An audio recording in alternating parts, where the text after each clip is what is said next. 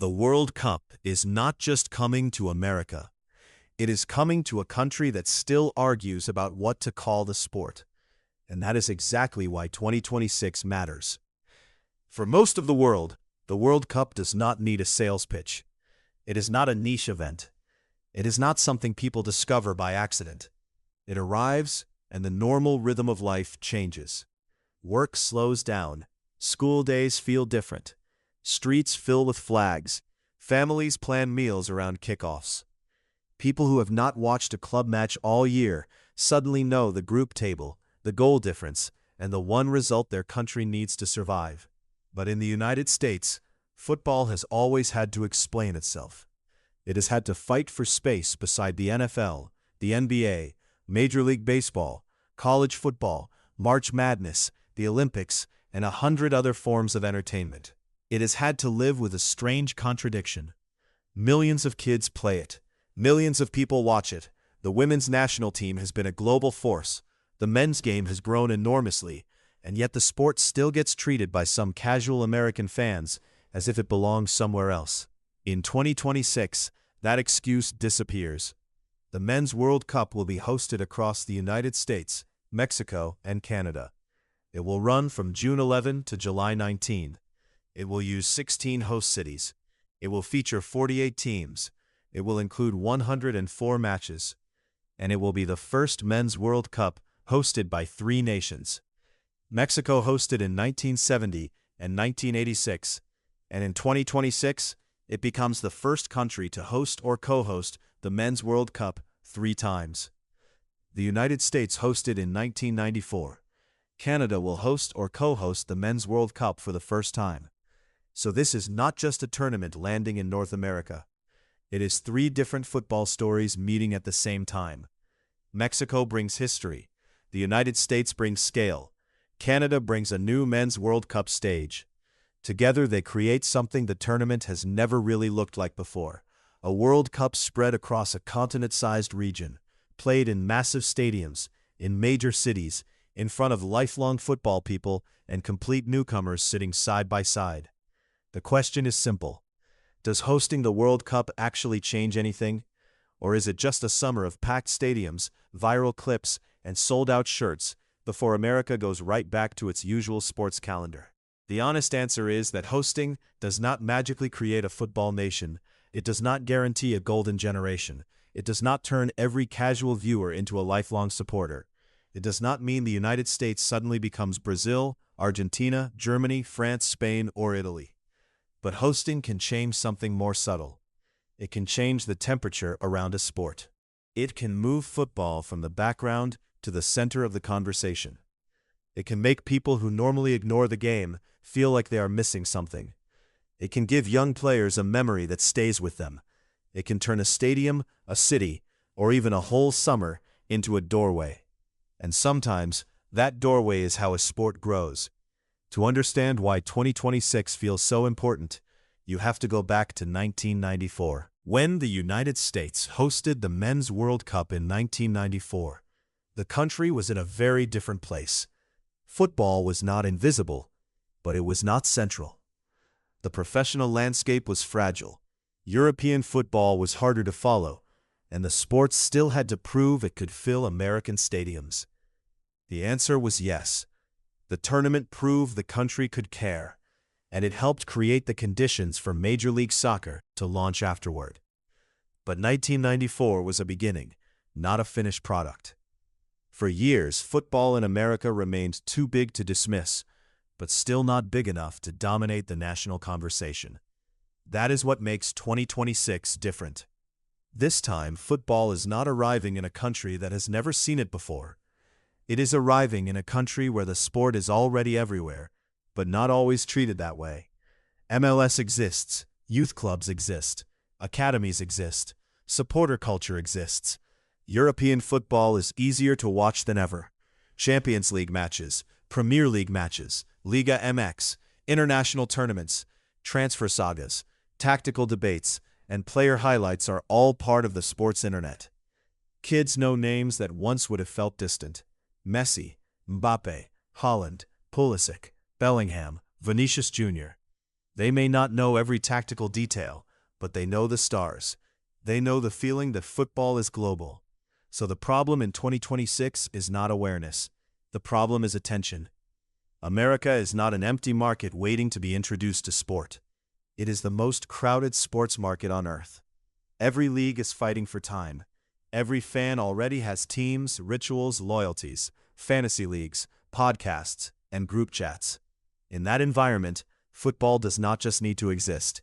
It needs to interrupt. The World Cup is the one football event powerful enough to do that. A league season asks a new fan to learn a lot. You need to know clubs, schedules, standings, rivalries, competitions, and why finishing fourth can be treated like winning something. The World Cup is simpler. Pick a country, watch the flag, learn a few players, understand that every match matters, feel the pressure immediately. That is the first thing hosting changes. Visibility. A World Cup on home soil does not ask casual fans to go looking for football. It brings football into places they already recognize. Matches will be played in familiar cities. Stadiums associated with American football will become World Cup venues. Local news will cover arrivals, fan zones, and watch parties. Airports will fill with shirts from around the world. Social feeds will be flooded with goals, saves, celebrations, arguments, memes, and flags. For a few weeks, football becomes difficult to avoid. That matters because many American sports fans do not hate the sport. They just have not had a reason to emotionally enter it. They may have heard that the World Cup is big. They may have seen clips. They may know a star or two. But they have never felt the tournament happening around them. Hosting changes that. When the World Cup is in your time zone, in your city, in your stadiums, and on your local news, it stops feeling like a foreign event. It becomes part of the summer. It becomes something your friends are talking about. It becomes something your coworker has tickets for. It becomes something you might turn on just to understand what everyone else is reacting to. And once someone turns it on, football has a chance. Because the World Cup is built for emotional conversion, it has national identity, it has knockout tension, it has underdogs, it has favorites, it has heroes nobody expected, and mistakes nobody forgets. You do not need to understand pressing triggers to feel what it means when a goalkeeper makes a save and the stadium erupts. The World Cup gives casual fans a shortcut into the deepest part of the game, pressure. But visibility is only part of the story. The second thing 2026 changes is scale. This will not be a normal World Cup. The men's tournament expands to 48 teams, which changes the shape of the event.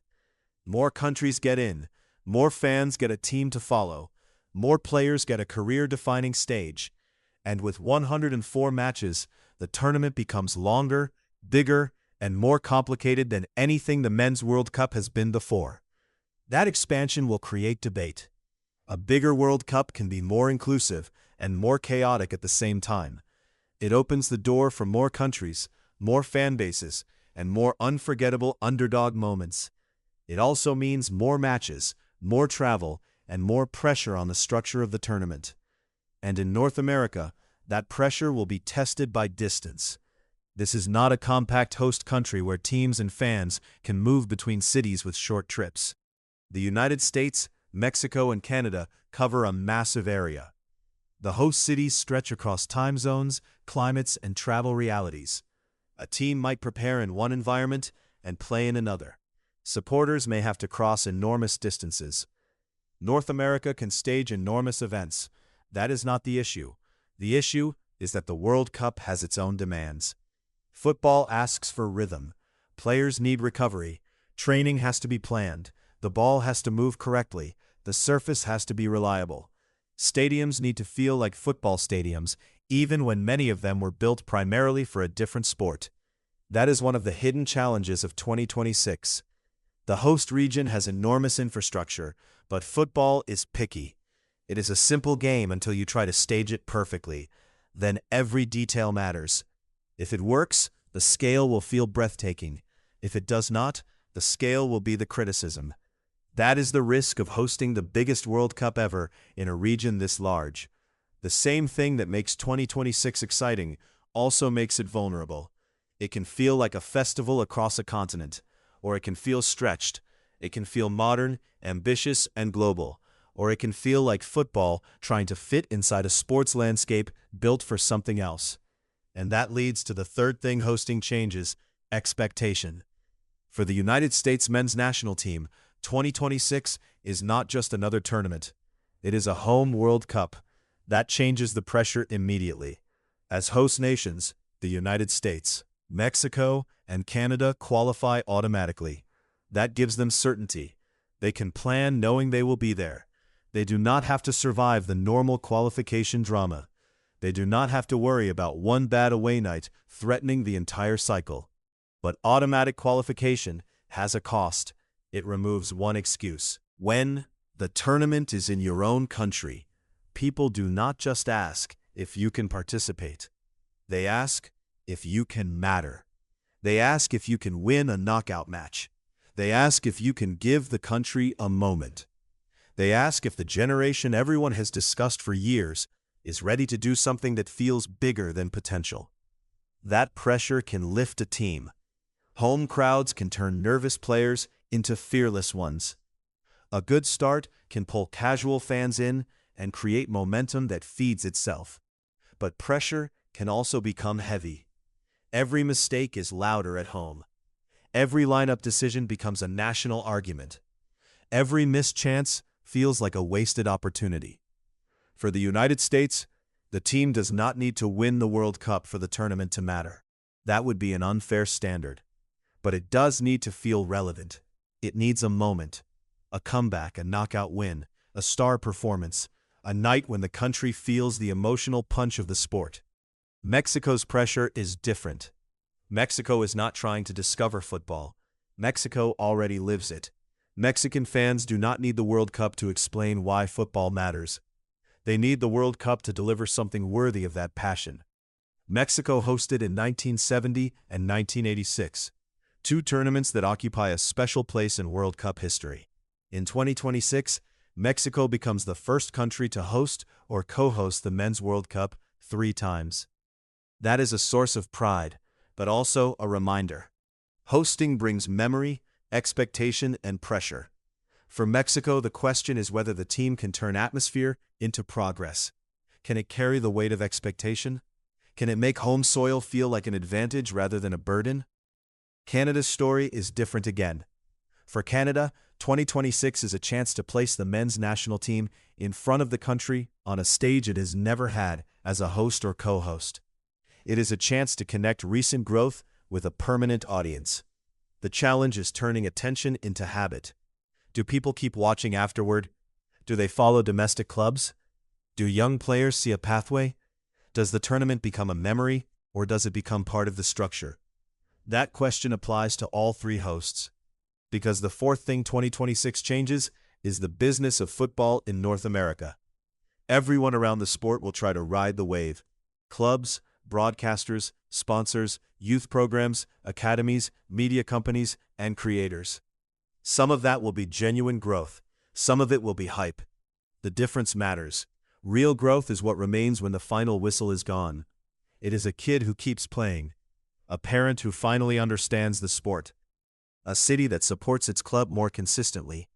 A broadcaster that treats football as a year-round product, not a summer experiment.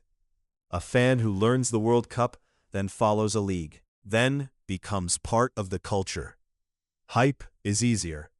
Hype is a brand using football language for 6 weeks and disappearing in August. Hype is pretending that one tournament can solve decades of structural problems by itself. The truth is that 2026 will probably create both.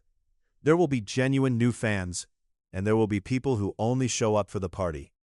There will be smart investment, and there will be shallow marketing.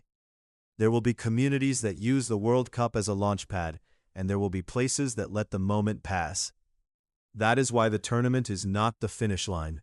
It is a test of what North American football does with attention.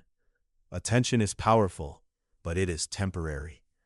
The World Cup can open the door, but it cannot force anyone to walk through it afterward. It can create curiosity, but leagues and clubs have to hold that curiosity. It can inspire children, but systems have to support them. It can put football on every screen, but the sport has to stay there when the global spotlight moves on. This is where America's relationship with football becomes so interesting. The United States does not lack sports passion. It knows how to build leagues, sell stories, create stars, fill stadiums, and turn games into national rituals. The sport is not competing against indifference. It is competing against excellence. So for football to grow, it cannot simply say, "Look how big we are globally." American fans already have big. Football has to give them something different. It has to give them the feeling that no other sport quite offers. The slow tension of a match where one goal changes everything. The cruelty of a knockout. The strange beauty of a draw that feels like victory. The way a national team can make millions of people share the same heartbeat. The way a tournament can turn a player from unknown to unforgettable in one night. That is the product. Not just the sport, but the emotion. And the World Cup is the cleanest version of that emotion.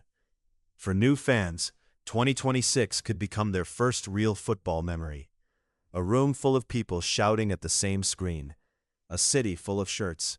A last-minute goal. A penalty shootout. A country going silent. A country exploding. Those memories matter because sports fandom is rarely logical. The emotion arrives first. The knowledge comes later. That is why hosting matters. It creates the conditions for emotion. It cannot guarantee what people will feel. It cannot guarantee the host teams will go far. It cannot guarantee every match will be great. But it can put millions of people close enough to the tournament that the moment has a chance to grab them. The final will be huge, but the key moment for football in America might come earlier. It might be the first time a casual viewer realizes the entire city is talking about a group stage match. It might be the first time an American sports show leads with football because the audience actually demands it. It might be the first time a host nation knockout match feels like a national event. That is the moment that could change the temperature. Not a promise, not a guarantee, a possibility, and it is a big one. Because if the World Cup cannot break through in 2026, when can it? The tournament is coming in its largest format. It is coming to 16 host cities. It is coming to 3 countries. It is coming at a time when football is already easier to follow than ever. It is coming when stars are global, clips are instant, and fans can build communities without waiting for traditional media to catch up. It is also coming when the United States, Mexico, and Canada each have something different to prove. The United States has to prove that football can move from growing sport to central event. Mexico has to prove that its deep football culture can turn another hosting chapter into something powerful on the pitch. Canada has to prove that a new Men's World Cup stage can become part of a lasting football identity. 3 countries, 3 pressures, 1 tournament. That is why 2026 feels bigger than a normal World Cup conversation. It is not only about who lifts the trophy.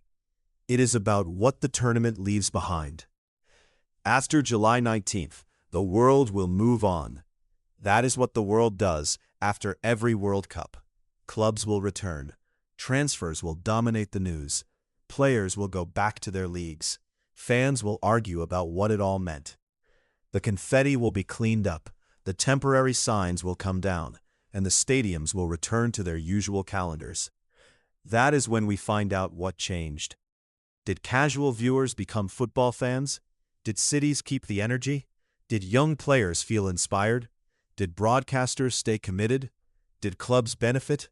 Did the national teams gain a bigger audience? Did the sport feel more normal in American homes, not just for one summer, but afterward? Those are the real questions. The World Cup does not need America to survive. Football is already global. It already belongs to the world. It does not require American approval to matter. But America may need this World Cup to finally stop treating football like an outsider. Because in 2026, the biggest football event on earth will be impossible to ignore in the richest sports market on earth. It will be in the stadiums, on the screens, in the airports, in the bars, in the group chats, in the schools, in the cities, and in the conversations of people who may have spent their whole lives thinking football was not really for them. That does not guarantee a revolution, but it does create a rare opening, and in sports, openings matter. One summer can create a memory. One memory can create a fan. One fan can create a household. One household can create a culture that feels a little more permanent than it did before. That is why hosting the World Cup in America changes everything. Not because it promises a trophy, not because it erases the NFL, the NBA, baseball, or college football, not because it solves every problem in youth development, access, coaching, media coverage, or domestic competition. It changes everything because it removes distance. For one summer, football will not be something happening somewhere else. It will be here, close enough to touch, loud enough to interrupt, big enough to make even skeptics pay attention. And if that does not change the sport in America, maybe nothing will. Subscribe for the next World Cup.